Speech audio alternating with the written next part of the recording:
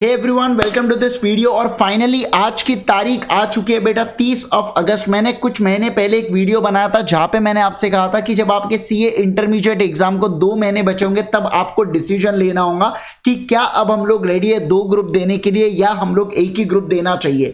तो जी हाँ, अब एग्जैक्टली परफेक्ट समय आ चुका है जहां पे आज आपने डिसीजन लेना चाहिए कि क्या मैं सिंगल ग्रुप दूं या मैं बोथ ग्रुप देना चाहिए करके। इसके लिए आपको चूज करना होगा जिन लोगों का अटेम्प्ट कब है बेटा, नवंबर 2022 में जिन लोगों का अटेम्प्ट है, चाहे वो फिर सीए फाइनल हो या फिर वो सीए इंटरमीडिएट हो, वो दोनों कैटेगरी ऑफ स्टूडेंट्स के लिए। मैं अगर बात करूं आप लोगों के साथ तो समझिए, अगर आपने पहले से मन बना के रख लिया है कि मुझे दोनों ग्रुप देना है तो बहुत बढ़िया बात है। नहीं तो मैं आप लोगों के लिए कुछ पॉइंटर्स देने वाला हूं और वो एक ही पॉइंटर है, क्या आपकी क्लासेस, क्या आपकी फर्स्ट रीडिंग हो चुकी है। क्या क्लासेस में ही फर्स्ट रीडिंग काउंट कर रहा हूं मैं यहां पे आप लोगों के साथ, ताकि अगर कोई सब्जेक्ट आप सेल्फ भी कर रहे होंगे तो अगर आपने उसकी फर्स्ट रीडिंग कर रही है तो मैं मान लूंगा कि आपने उस चीज को एक बार गो थ्रू कर चुका है। क्योंकि अब जो समय है बेटा, अब समय आने वाला है भरपूर रिवीजन का। इस चीज का ध्यान रखिएगा।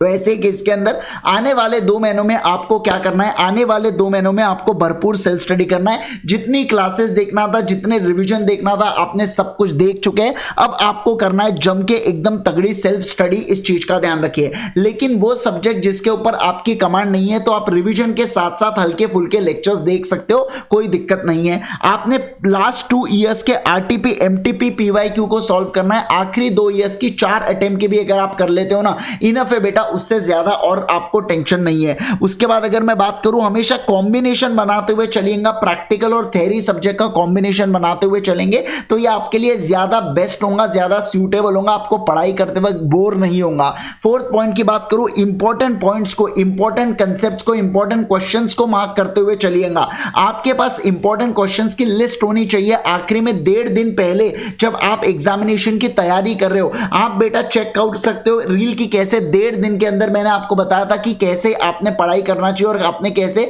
सेट करके रखना चाहिए। लेकिन मैं अगर आपको बताऊं यहां पे, तो इंपॉर्टेंट पॉइंट्स जो होते हैं ना, वो आपके पास लिस्ट होनी चाहिए या आपने हाईलाइट करके रखना चाहिए। और अगर प्रैक्टिकल सब्जेक्ट है बेटा, तो प्रैक्टिकल सब्जेक्ट के केस में आपने क्वेश्चंस को प्रॉपर तरीके से बना के रखना चाहिए। वही अगर मैं बात करूं आपके साथ ऑडिट और EISSM को, इसको ज्यादा रिवाइज कीजिए। क्योंकि ये तो एक बार बेटा, लोग ऐसे कहते हैं कि एक बार राहु और शनि कुंडली में वो चलता है, लेकिन ऑडिट और EISSM में पास होना थोड़ा सा दिक्कत आ जाता है अगर आपने रिवाइज नहीं किए तो। ये दोनों ग्रह बहुत खतरनाक है, मैं मजाक नहीं कर रहा हूं आपको। ये दोनों जो चीज है ना बेटा, ये आपका 90% ऑफ जो स्टूडेंट फेल होता है सीए इंटरमीडिएट में, वो ये 2 सब्जेक्ट के कारण होता है। और फाइनल में अगर मैं बात करूं तो इसके जगह आप DT ले लेना बेटा, है ना। तो DT और ऑडिट, ये 2 सब्जेक्ट को एकदम तगड़े तरीके से आपको पढ़ना होगा। जितना हो सके उतना रिवाइज कीजिए, जितना हो सके उतना EISSM पे समय दीजिए, रिवाइज करते रहिए। ऑडिट में क्या है, बहुत अजीब सी थ्योरी है जिसको याद रखना बहुत ज्यादा डिफिकल्ट होता है। तो ऐसे केस के अंदर अगर आप समझ भी लेते हो तो आपको बार बार रिटेन रखना है उस चीज को, वो थोड़ी सी दिक्कत होती है। मैं जानता हूं उस चीज को हार्ड है, थोड़ी अजीब सी थ्योरी है, बट ठीक है यार, चलता है, कोई दिक्कत नहीं है उसके अंदर, ठीक है।